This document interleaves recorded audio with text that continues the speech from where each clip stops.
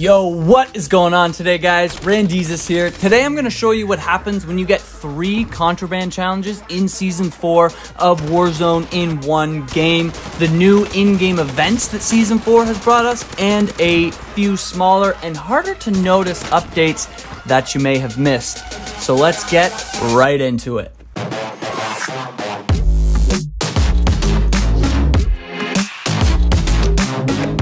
Season 4 has already been amazing. I've heard a few people that were less than pleased with it. I think they expected more content, but if you find yourself feeling like Season 4 was a little lackluster, just remember that it had a whole lot of unnecessary hype because of the delay. And if you're looking at just the Battle Pass, I mean, yeah, I guess it's fine. I think the Battle Pass personally is really good. We seem to have some really great new guns that I'm still grinding away to unlock, so expect some videos on those soon. I think the Battle Pass for Season 4 of Warzone is definitely on the higher end, but it doesn't surpass that Season 2 Battle Pass that we saw with Call of Duty in January. In order to appreciate the update, you have to look at it from multiple angles, see the bigger picture. We have a new Contraband blueprint challenge that I think is super cool. It unlocks a sweet sniper blueprint that you are seeing on screen right now. They gave us some in-game events that will change up how Warzone is played. There's a new train track thing and possibly a door that you'll be able to go through. And my personal favorite, the new Mastery Weapon challenges. The Mastery Weapon challenges are some of my personal favorite because now I don't feel bad for using my gold guns. That might sound kind of silly, but just hear me out. So far, I've never gotten any Mastery Camo challenge. I got Diamond in Black Ops 4 for ARs, but that was about as far as I got, and I've only have a few guns gold in Modern Warfare. I think about trying to, grind for Damascus, and I guess, I have it in the back of my head, but it's not really a priority. However, when I use one of my gold guns in Modern Warfare, I feel guilty, like I should be trying to get a different gun gold instead of just having fun with the game. I think that's part of the reason why I stopped playing Black Ops 4 was because once I got Diamond ARs in that game, I tried to switch to SMGs to get Diamond SMGs, and I just started not having as much fun. So with these new challenges, I don't feel bad about running around with an MP5 slaying people because I can justify that I'm going for a new title and emblem. They also remind me of those beautiful titles and emblems in the Modern Warfare 2 game back in the day. I got the headshot mastery for the intervention, and it was awesome to show that off, so I'm definitely going to be grinding and hopefully can strut an AX50 title sometime soon. So far, I only have the MP5 gold emblem, which is like 50 kills aimed down sight with a laser equipped. So I'm very excited for these challenges. The Contraband challenge is super cool as well. This is now the second blueprint that you can unlock in Warzone.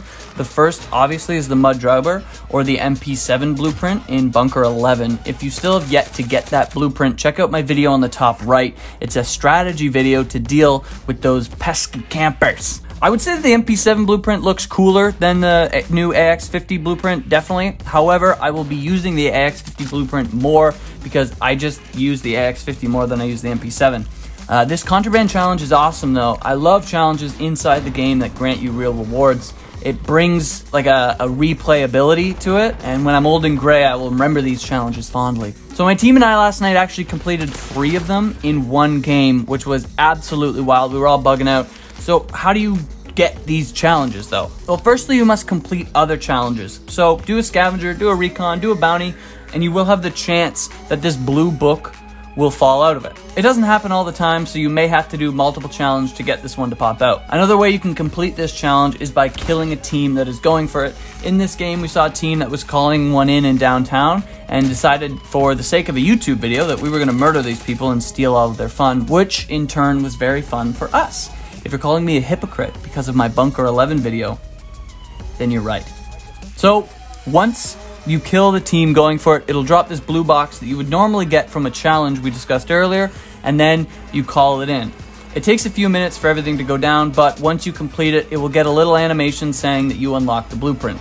So what happens when you complete 3 in a game? You get a ton of money. Unfortunately, you only get 1 blueprint, so I'm hoping that they put in a new blueprint like every week or every 2 weeks, or else this challenge will get very stale very fast. I probably will still complete it though, just because, like I said, you get a ton of money. After we completed the third Contraband challenge, we had 90K between the three of us. It was absolutely wild. I don't even know how to spend all that, to be honest. I mean, if we had a buy station in a good spot, we could have just spammed airstrikes, clusters, and UAVs. So it'll be interesting to see if the challenge's rewards get nerfed, because I could see a lot of mayhem. This is especially true for the new in-game events, to be honest. We actually had a fire sale during this game. So with the loot discount, you can literally buy as much of anything as you want. I like the new in-game events. I think that they kind of shake up the game a bit, adds a little bit of flavor. Just watch out though, because there will definitely be people running around the buy stations during a fire sale waiting to kill you and your team. Everything except the loadout drop is discounted during a fire sale, which is perfect. UAVs are 800 bucks, buying back teammates is free, and self-revives are free as well. So if it's a fire sale and you don't have a selfie, you best be grabbing one. The second type of in-game event in Warzone is the jailbreak. This one is super sick as well. Probably the most balanced out of the three, to be honest. It's good if you're a highly skilled player, and it's good if you're a below average player to an average player. If you're a below average player, it gives you and your team an opportunity to get back into the game, learn from your most recent mistake, and set up in some high ground. If you're an above average player, it gives you the ability to kill more people, which is always fun. This event is my personal favorite out of the three.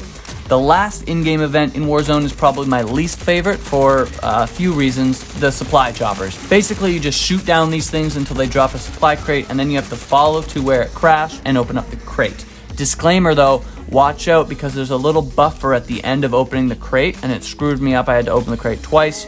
These supply crates drop munitions boxes, armor boxes, UAVs, and some other goodies. From my understanding, they drop 2 munitions and 2 armor boxes and 3 or 4 UAVs, which is awesome. Reason why I don't like this in-game event so much is because it seems a little bit less thought out. It's like they had the other 2 ideas and then needed a third, and they just did whatever came to mind. Shooting down a chopper is fine, I guess. It takes a lot of bullets, which is good, and the supply crate is a good enough idea. My main disdain with this challenge is the noise that the choppers make. Whenever they're flying around, all the audio goes right out the window, which is super frustrating. I haven't died to this yet, but I foresee a future very soon where I'm throwing my controller out of the window in a fit of rage. Footstep audio in this game is already a little shaky, and with the choppers flying around, it makes it 10 times worse. All in all, the new in-game events in Warzone that are brought to us by Modern Warfare Season 4 are very cool and very interesting, and should mix up gameplay enough to make the game feel fresh and new for the next few weeks. I'm very excited to see what they have cooking for us in terms of the storyline as well. A lot of people, myself included, thought that the nuke was going to go off at the start of Season 4.